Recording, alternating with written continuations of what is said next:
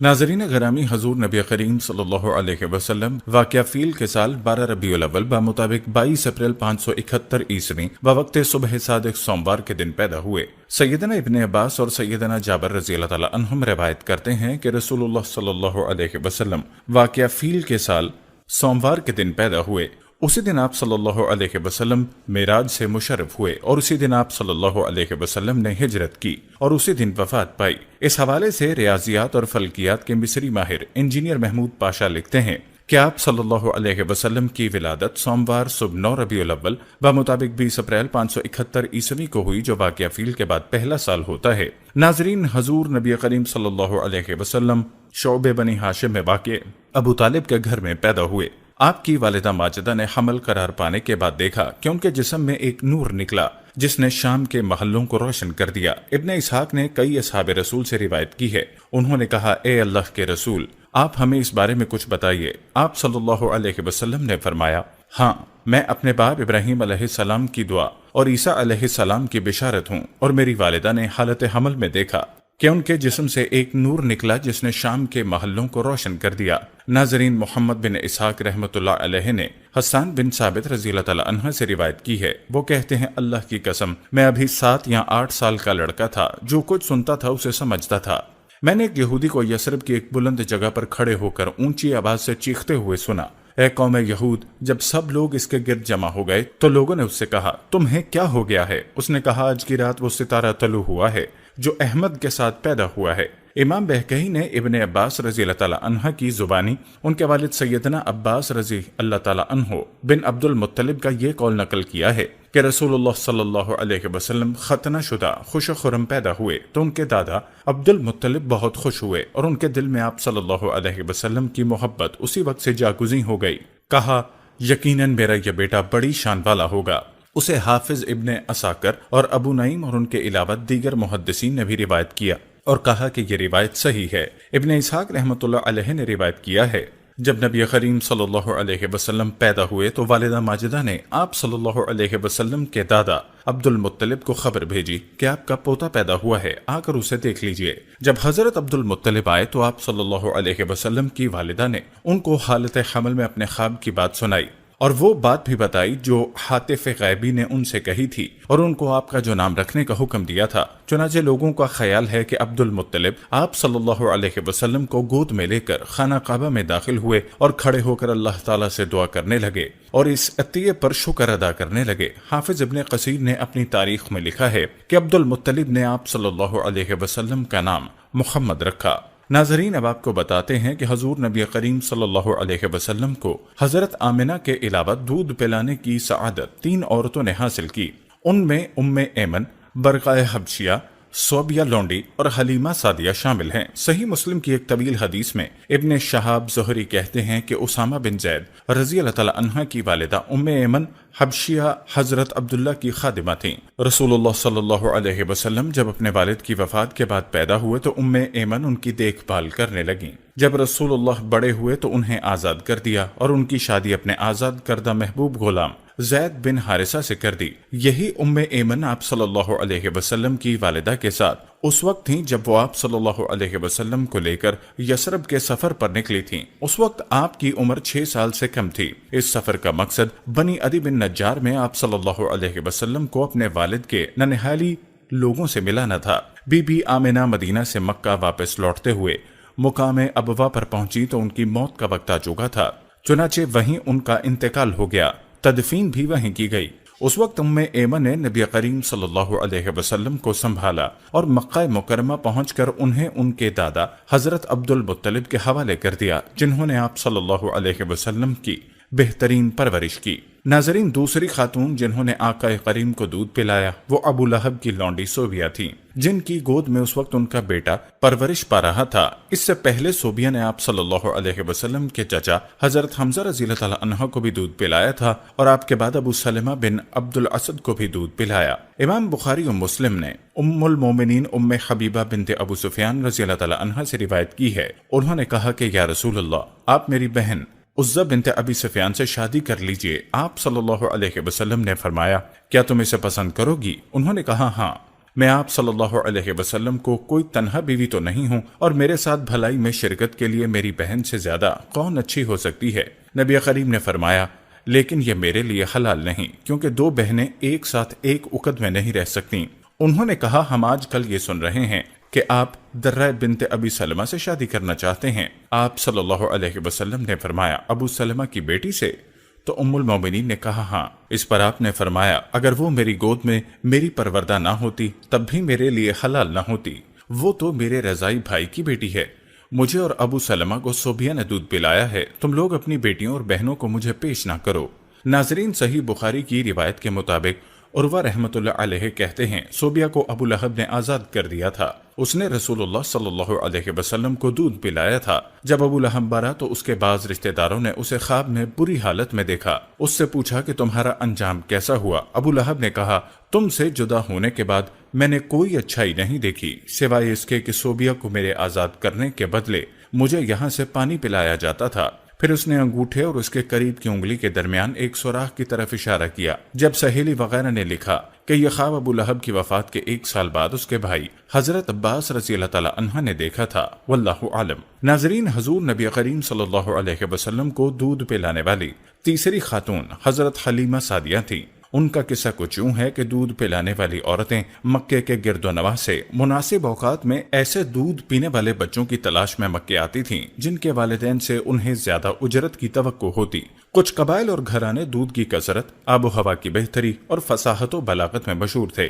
انہی میں سے قبیلہ حوازن میں بنی سعد کے گھرانے کا شمار ہوتا ہے جو بالخصوص اپنی زبان کی فصاحت میں مشہور تھا۔ حضرت حلیمہ سعدیہ کا تعلق بھی اسی قبیلے سے تھا جنہوں نے حضور نبی کریم صلی اللہ علیہ وسلم کو 2 سال تک دودھ پلایا۔ پھر وہ آپ صلی اللہ علیہ وسلم کو والدہ سے ملوانے کے لیے مکہ آئے اور بہت زیادہ اصرار پر آپ صلی اللہ علیہ وسلم کو دوبارہ بنو سعد لے جانے کی اجازت مل گئی۔ اما حلیمہ کہتی ہیں کہ دیگر بچوں کے مقابلے میں آپ صلی اللہ علیہ وسلم خاصے مضبوط اور توانا تھے۔ حضور نبی کریم صلی اللہ علیہ وسلم کی پیدائش کے زمانے میں دودھ پلانے والی عورتیں مکے کے گرد و نواح سے مناسب اوقات میں ایسے دودھ پینے والے بچوں کی تلاش میں مکے آتی تھیں جن کے والدین سے انہیں زیادہ اجرت کی توقع ہوتی تھی۔ کچھ قبائل اور گھرانے دودھ کی کثرت، آب و ہوا کی بہتری اور فصاحت و بلاغت میں مشہور تھے۔ انہی میں سے قبیلہ حوازن میں بنی سعد کے گھرانے کا شمار ہوتا تھا جو بالخصوص اپنی زبان کی فصاحت کے باعث مشہور تھا۔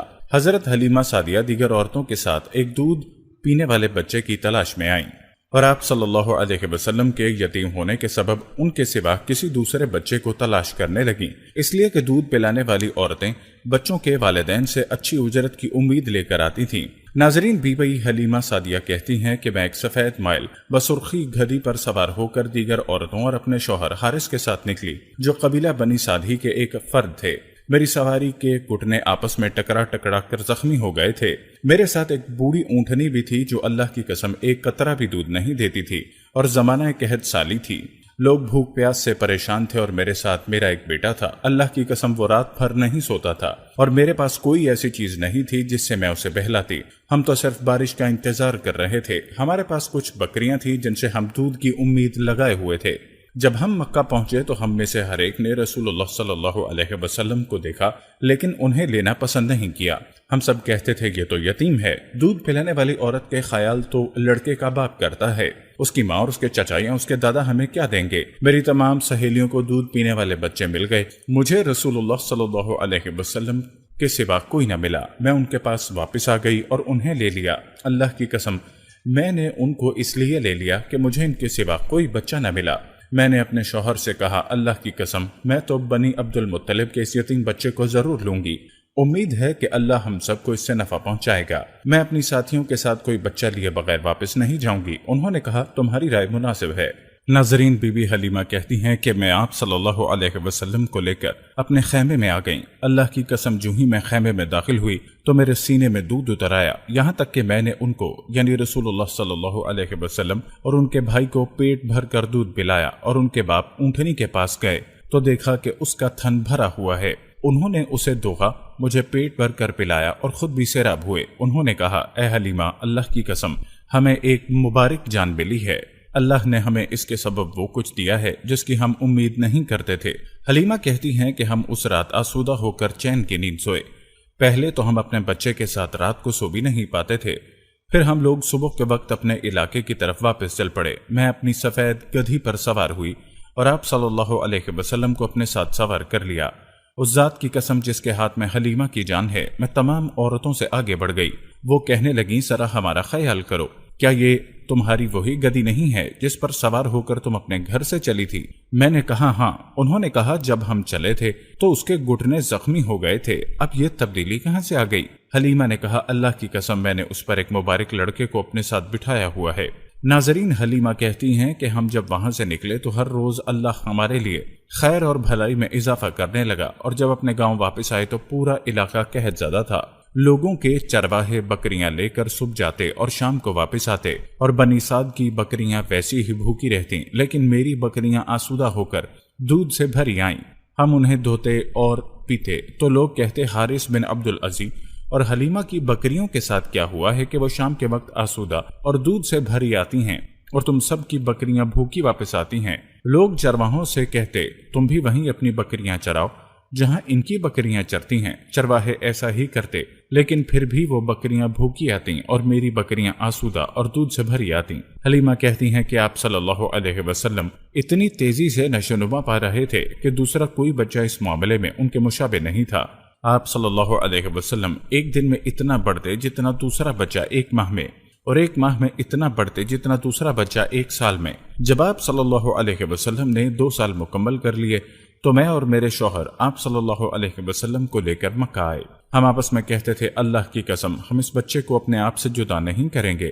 جب ہم آپ صلی اللہ علیہ وسلم کی ماں کے پاس آئے تو ان سے کہا اللہ کی قسم ہم نے کبھی اس سے زیادہ بابرکت بچہ نہیں دیکھا، ہمیں اس کے بارے میں مکہ کی وبا و امراض سے ڈر لگتا ہے، اس لیے تم اجازت دو کہ ہم اسے دوبارہ اپنے ساتھ لے جائیں تاکہ تمہاری کوئی بیماری اس کو نہ لگ جائے۔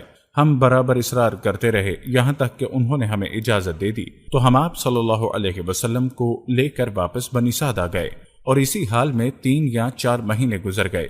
ناظرین، ایک دن آپ صلی اللہ علیہ وسلم اپنے رضائی بھائی کے ساتھ گھروں کے پیچھے اپنی چھوٹی بھیڑوں اور بکریوں کے ساتھ کھیل رہے تھے کہ آپ صلی اللہ علیہ وسلم کا بھائی دوڑتا ہوا آیا۔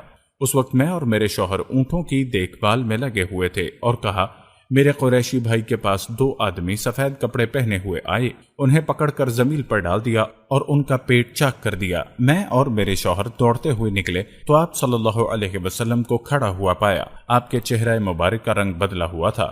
حلیمہ کہتی ہیں کہ میں نے اور میرے شوہر نے آپ کو چمٹا لیا اور پوچھا بیٹے تمہیں کیا ہوا ہے؟ کہا میرے پاس 2 آدمی آئے جنہوں نے مجھے زمین پر ڈال کر میرا پیٹ چیر دیا اور اس میں سے کچھ کر کے پھر اسے ویسے ہی بند کر دیا جیسے پہلے تھا۔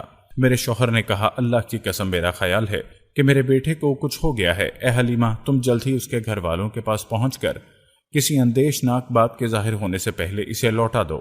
حلیمہ کہتی ہیں کہ ہم انہیں لے کر ان کی ماں کے پاس 4 سال پورا ہونے سے پہلے ہی آ گئے۔ اس نے ہمیں دیکھ کر حیرت کا اظہار کیا اور کہا میرے مانگنے سے پہلے ہی تم دونوں اسے لے کر کیوں آ گئے؟ حالانکہ پہلے تو تم اسے اپنے پاس رکھنے کے بہت ہی زیادہ خواہش مند تھے۔ ہم نے کہا کوئی بات نہیں، سوائے اس کے کہ اللہ نے رضاعت کی مدت پوری کر دی اور ہم اس کے حال سے اب خوش ہیں۔ ہم نے یہ بھی کہا اب ہم یہ پسند کرتے ہیں کہ اسے تمہارے پاس رہنے دیں جیسا کہ تم سب کی خواہش تھی۔ ناظرین، راوی کہتے ہیں کہ بی بی آمنہ نے کہا تم دونوں کے دل میں ضرور کوئی بات ہے، مجھے بتاؤ، اور جب تک ہم نے انہیں بتا نہیں دیا انہوں نے ہمیں نہیں چھوڑا۔ تب بی بی آمنہ نے کہا اللہ کی قسم اللہ اسے کوئی تکلیف نہیں ہونے دے گا، میرا بیٹا یقیناً بڑی شان والا ہے، کیا میں تمہیں اس کے بارے میں ایک بات نہ بتا دوں؟ میں جب حمل سے ہوئی تو اللہ کی قسم اس سے زیادہ میرے لیے کوئی چیز ہلکی اور آسان نہیں تھی، اور میں نے اپنے جسم سے ایک نور کو نکلتے دیکھا جس نے بصرہ میں اونٹوں کی گردنوں کو روشن کر دیا، یا کہا بصرہ کے محلوں کو روشن کر دیا۔ پھر بی بی آمنہ نے آپ صلی اللہ علیہ وسلم کو ان سے لے لیا اور وہ دونوں اپنے گاؤں واپس چلے گئے۔ بعثت سے پہلے بھی اللہ کے رسول صلی اللہ علیہ وسلم کی زندگی بڑی متواضع اور سادی تھی۔ انتہائی فاسد ماحول میں پلنے کے باوجود آپ صلی اللہ علیہ وسلم کی جوانی بے داغ تھی۔ جہاں گلی گلی شراب کشید کرنے کی بھٹیاں لگی ہوں، گھر گھر شراب خانے کھلے ہوں، اس ماحول میں اس جداگانہ امتیازی فطرت کے حامل فرد فرید نے کبھی شراب کا ایک قطرہ بھی اپنی زبان کے نزدیک نہیں آنے دیا۔ انہوں نے شطرنج کے مہروں کو کبھی ہاتھ نہیں لگایا۔ آپ صلی اللہ علیہ وسلم کے والد حضرت عبداللہ اس دنیا میں درہم و دینار چھوڑ کر رخصت نہیں ہوئے تھے، بلکہ صرف 5 اونٹ، بکریوں کا ایک ریوڑ اور ایک حبشیہ لونڈی وراثت میں چھوڑی تھی، جن کا نام برکت اور کنیت ام ایمن تھی۔ یہی ام ایمن ہے جنہوں نے رسول اللہ صلی اللہ علیہ وسلم کو اپنی گود میں کھلایا تھا۔ آپ کے پاس کپڑوں کے زیادہ جوڑے نہیں تھے، صرف ایک جوڑا تھا جسے دھو کر پہن لیتے۔ اس کے باوجود آپ کا جسم مبارک ریشم و دیباج سے بھی زیادہ نرم و نازک تھا۔ حضرت انس بن مالک کہتے ہیں کہ میں نے اللہ کے رسول صلی اللہ علیہ وسلم سے مصافحے کا شرف حاصل کیا۔ اللہ کی قسم، میں نے اللہ کے رسول کی ہتھیلی کو ریشم و دیباج سے بھی زیادہ نرم پایا۔ آپ کے جسد اطہر سے نکلنے والے پسینے کی تعریف میں حضرت انس رضی اللہ تعالی عنہ فرماتے ہیں، اللہ کی قسم، میں نے اس کی خوشبو کستوری اور عنبر سے بھی زیادہ عمدہ اور بہتر پائی۔ ناظرین، حضور نبی کریم صلی اللہ علیہ وسلم نے اپنی 63 سالہ زندگی میں کبھی جھوٹ نہیں بولا، کبھی فحش گوئی نہیں کی، زبان پر مکمل کنٹرول تھا، لسان مبارک سے کبھی کوئی غلط بات نہیں نکلی۔ نبوت سے پہلے بھی آپ کی اعلیٰ عادات اور خصائل بڑے منفرد اور بے مثل تھے۔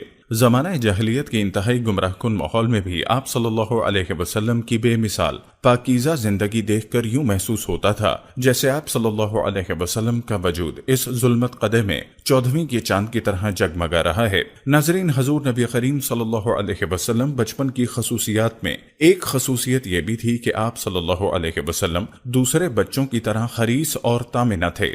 آپ بچپن ہی سے قناعت پسند تھے۔ دنیا اخلاق میں شرم و حیا بہت قیمتی چیز ہے، اور یہ اس خصلت کا نام ہے جو شرافت و انسانیت کی نظر میں معیوب چیزوں کو روکے۔ سرکار دو عالم صلی اللہ علیہ وسلم بچپن ہی سے شرم و حیا کے پیکر تھے۔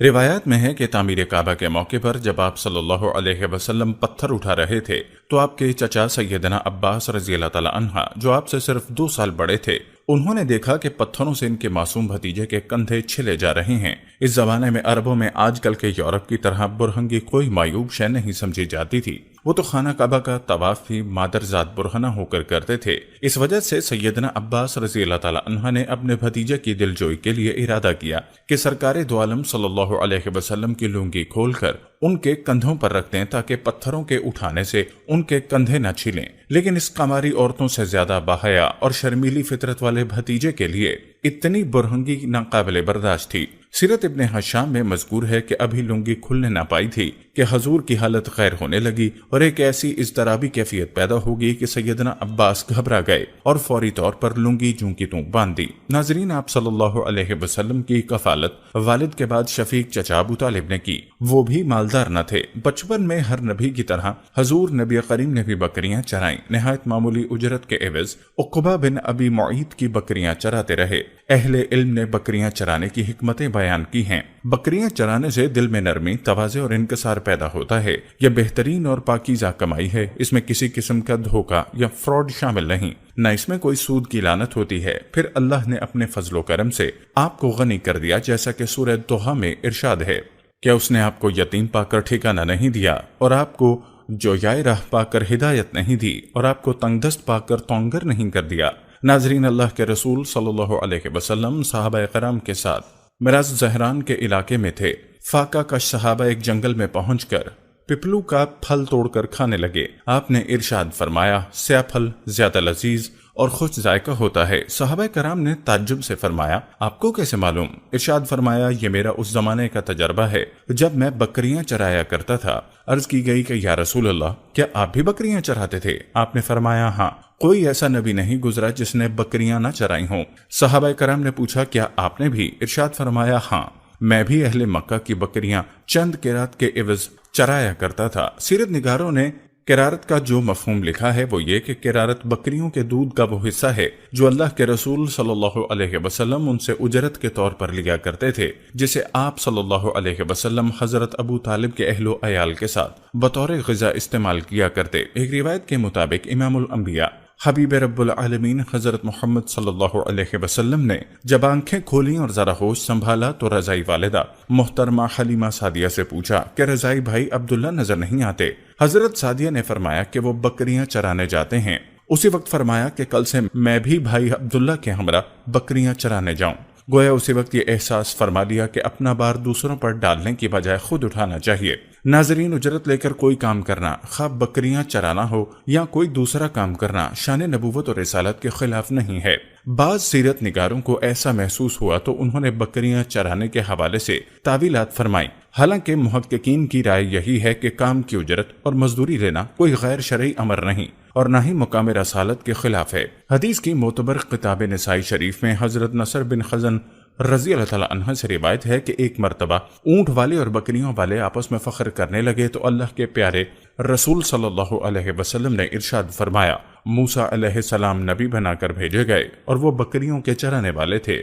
داؤد علیہ السلام نبی بنا کر بھیجے گئے اور وہ بھی بکریاں چرانے والے تھے، اور میں بھی نبی بنا کر بھیجا گیا اور میں بھی اپنے گھر والوں کی بکریاں مقام اجیاد میں چرایا کرتا تھا، واللہ عالم۔ ناظرین، انبیاء کرام کا بکریاں چرانا دنیا کی گلابانی کا مقدمہ اور تمہید ہوتی ہے۔ بکریاں چرانے میں گلابان کو ہر طرف نگاہ رکھنی پڑتی ہے، کیونکہ کچھ بکریاں اس طرف دوڑتی ہیں اور کچھ دونوں طرف۔ ان کو نظم و ضبط میں لانا بہت مشکل اور دشوار کام ہوتا ہے، پھر ان کو بھیڑیوں اور درندوں سے بچانا بھی گلابان کے فرائض میں شامل ہوتا ہے۔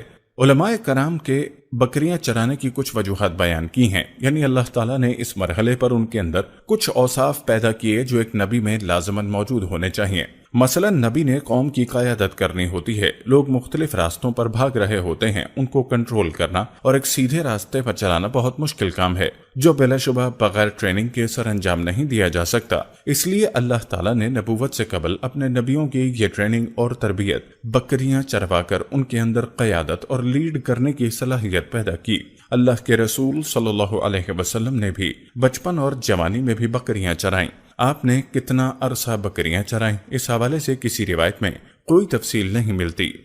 اللهم صل على محمد عبدك ورسولك وصل على المؤمنين والمؤمنات